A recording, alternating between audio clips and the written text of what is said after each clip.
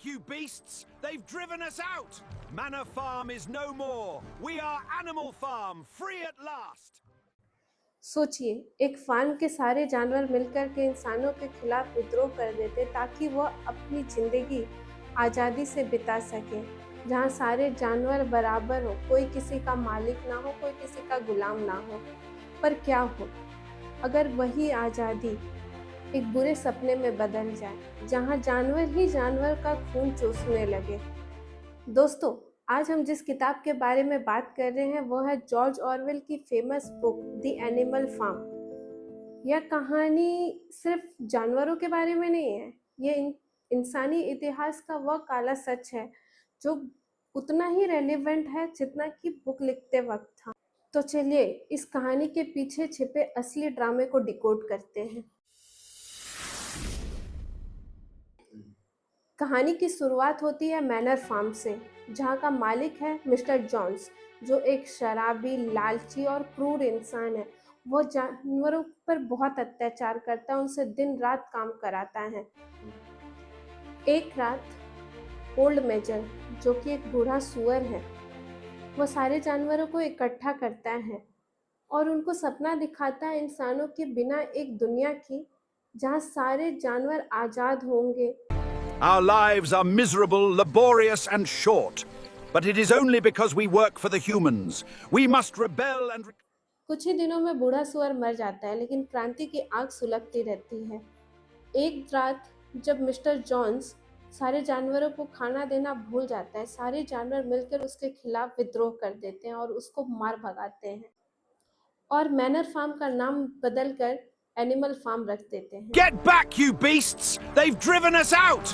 Manor Farm is no more! We are Animal Farm, free at last!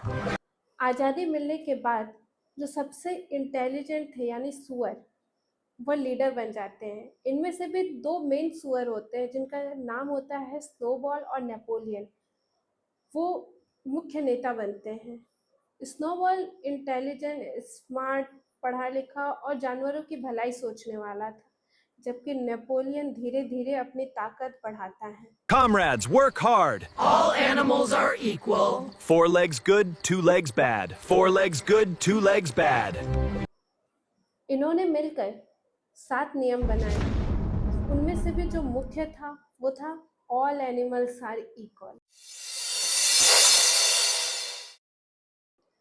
लेकिन कहानी में twist तो तब आता है जब बिजली बनाने के लिए विंड मिल बनाने की बात स्टार्ट होती है। स्नोबॉल इसके फेवर में होता है, पर नेपोलियन इसके खिलाफ होता है। लेकिन धीरे धीरे नेपोलियन को भी एहसास होता है कि अगर विंड मिल बनाने का काम वो अपने हाथों में लेगा तो उसकी पॉपुलैरिटी बढ़ेगी। इसलिए वो एक चाल चलता है। वो शिकारी कुत्ते पालता है और उन कुत्तों को स्नोबॉल के पीछे छोड़ देता है। वो स्नोबॉल को मार भगाते हैं। अब नेपोलियन पूरे फार्म का इकलौता राजा बन चुका है। जो भी उसके खिलाफ आवाज़ उठाते हैं, उसके शिकारी कुत्ते उसको मार भगाते हैं। अब कहानी में एंट्री होती है नेपोलियन के चमचे सुअर स्क्विलर की, जो बाकी जानवरों को ये यकीन दिलाता है कि नेपोलियन जो कर रहा है वो सही कर रहा है। धीरे धीरे अब सुअर भी इंसानों की तरह जिंदगी जीने लगते हैं। बिस्तर पर सोते हैं, शराब पीते हैं, आलीशान मकानों में रहते हैं। 7 नियम जो दीवार पर लिखे थे उन्हें भी चुपके से बदल दिया जाता है। बॉक्सर, जो कि एक घोड़ा था, वो नेपोलियन का सबसे वफादार था। वह दिन रात मेहनत करता था और कहता था कि नेपोलियन जो कर रहा है सही कर रहा है, नेपोलियन कभी गलत नहीं हो सकता। लेकिन जब वो खुद बूढ़ा होता है तो नेपोलियन उसको भी कसाई के पास बेच देता है ताकि वो अपने लिए शराब खरीद सके। कहानी का अंत बहुत ही दिल दहला देने वाला है। अब दीवार पर लिखे सारे नियम मिटा दिए गए हैं और सिर्फ एक ही नियम बचा है, all animals are equal but some animals are more equal than others.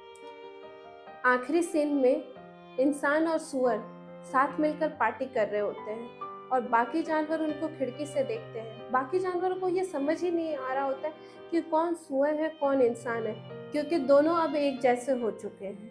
दोस्तों, यह कहानी जॉर्ज ऑरवेल ने 1917 के रशियन रेवोल्यूशन पर लिखी थी। यह जोसेफ स्टालिन के तानाशाही पर एक तंज था। दोस्तों, क्या आज के दौर में भी नेपोलियन और स्क्विलर जैसे लोग दिखाई देते हैं? अगर आपको भी लगता है दिखाई देते हैं तो कमेंट करके ज़रूर बताइएगा।